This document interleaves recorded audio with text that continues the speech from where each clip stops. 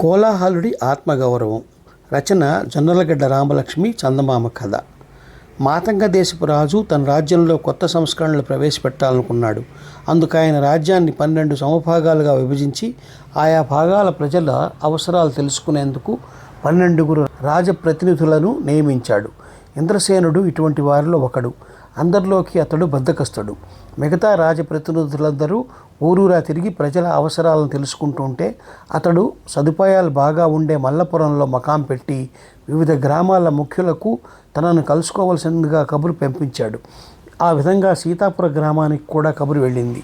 ఆ గ్రామంలో 4 ముఖ్యులు కబురు వింటూనే మల్లపురానికి ప్రయాణమయ్యారు. ఇది తెలిసిన వెంటనే ఆ గ్రామంలోని కోలాహలుడనేవాడు పెద్ద గొడవ లేవదీశాడు. రాజప్రతినిధి స్వయంగా గ్రామాలకు వెళ్ళి ప్రజల బాగోగులు వివరించాలి. మిగతా రాజప్రతినిధులందరూ ఆ విధంగా చేస్తుంటే ఇంద్రసేనుడొక్కడు మల్లపురంలో మకాం పెట్టాడు. తాను ఇక్కడికి రాకుండా మనల్నే మల్లపురం రమ్మనడం ఇంద్రసేనుడి అహంకారం. ఆయన రమ్మనగానే వెళితే అది మన గ్రామానికి అవమానం. ఇంద్రసేనుడు కదిలి ఇక్కడికి వచ్చేదాకా మనం ఆయన్ని చూడవద్దు, ఆయనతో మాట్లాడవద్దు.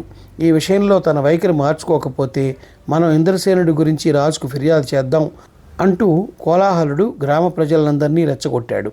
కోలాహలుడు ఆ గ్రామానికి కొత్తగా వచ్చాడు. వచ్చిన కొద్ది రోజుల్లోనే మంచి పేరు సంపాదించుకున్నాడు. వాడి మాటలు విని గ్రామ ప్రజలందరూ ముఖ్యులను కలుసుకొని ఇంద్రసేనుడి దగ్గరికి వెళ్ళే ప్రయత్నం మానుకోమన్నారు. ముఖ్యులు 4 కలవరపడ్డారు. రాజప్రతినిధికి కోపం వస్తుందేమోనని వాళ్ళ భయం.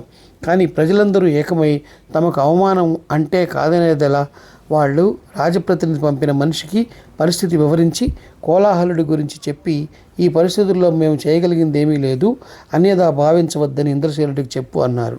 జరిగింది విన్న కోలాహలుడి భార్య అతడితో, మీరు తీరి కూర్చుని రాజప్రతినిధితో గొడవ పెట్టుకుంటున్నారు. ఇంతకాలంగా ఈ గ్రామంలో సుఖంగా ఉంటున్నాం, ఇప్పుడే కష్టాలు పడవలసిందో ఏమిటో అన్నది. మనిషి పుట్టినవాడు మనిషిలా బ్రతకాలి.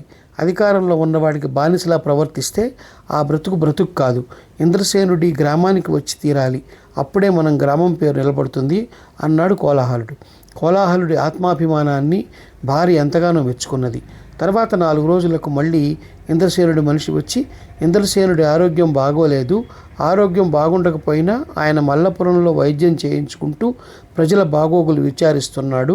ఆయన పరిస్థితిని అర్థం చేసుకొని అన్ని గ్రామాల వాళ్ళు వస్తున్నారు. ఇంద్రసేనుడు ప్రత్యేకంగా సీతాపురం గ్రామస్తులనేమీ అవమానించలేదు. అన్ని గ్రామాల వారిని కోరినట్లే సీతాపురం నుంచి కూడా ఆయన సహకారాన్ని కోరుతున్నాడు. ఈ విషయం విపులంగా చెప్పడానికి కోలాహలుడిని కూడా ముఖ్యులతో పాటు బయలుదేరి రావాల్సిందిగా కోరుతున్నాడు అని చెప్పాడు. ఈ వర్తమానం విని ముఖ్యులందరికీ ఏం చేయాలో పాలుపోలేదు. తాము మల్లపురం వెళతామంటేనే కోలాహలుడు పెద్ద గొడవ చేశాడు. అతడనే మల్లపురం రమ్మంటే ఆత్మగౌరవం దెబ్బతిన్నదని మరింత పెద్దగా గొడవ ప్రారంభించడా?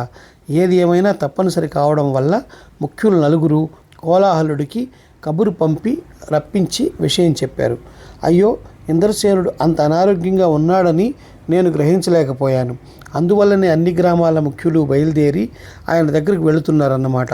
రాజప్రతినిధి అనారోగ్యంగా ఉంటే అన్ని గ్రామాల వాళ్ళు సహకరించి, మన గ్రామం ఒక్కటే సహకరించకపోతే అందరూ మనల్ని అనాగరికుల కింద జమ కట్టేస్తారు.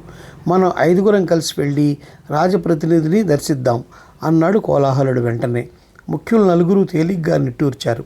కోలాహలుడు గ్రామస్తులందరినీ కూడా ఒప్పించగలిగాడు. తను పంపిన మనిషి తిరిగి వచ్చి సీతాపురం గ్రామ ముఖ్యులతో పాటు కోలాహలుడు కూడా రేపు వస్తున్నాడని చెప్పగానే రాజప్రతినిధి పెద్దగా నవ్వాడు.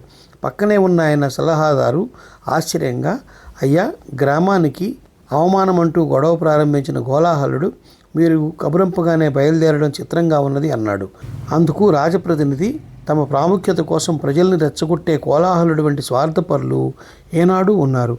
వాళ్ళకు కావాల్సింది ప్రజల మేలు కాదు, నాయకులుగా ప్రభువుల గుర్తింపు పొందడం అన్నాడు రాజప్రతినిధి.